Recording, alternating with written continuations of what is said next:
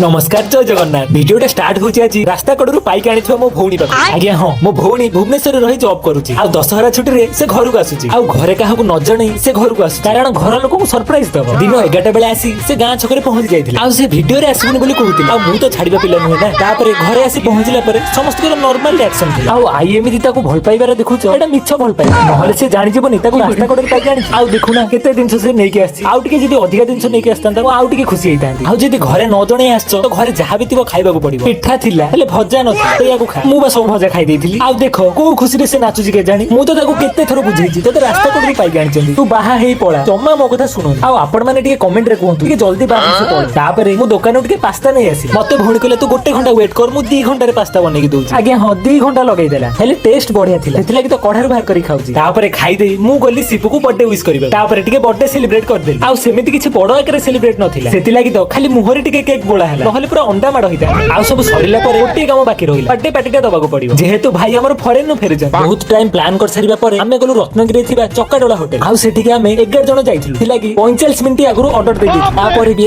आहुरी अध घंटे वेट करी बसले पड़िबो आ हमें जो 11 जण जाइथिलु से होचंती मुन्नू जितुना बिसु सिपुन चिंटुना टिकोन्ना आ हम बर्थडे बॉय लुबु लिटोन्ना तापस आ मु जा हो बहुत टाइम वेट कला परे जण जण करी खाइबा से पहुंच जाइथिला आ खाइबा टेस्ट कला परे खाइबाटा एवरेज टेस्ट थिला से जहा भी हो हम जितु भाई पे प्लीज गोटे लाइक कर दियंतु रहुची नमस्कार जय जगन्नाथ।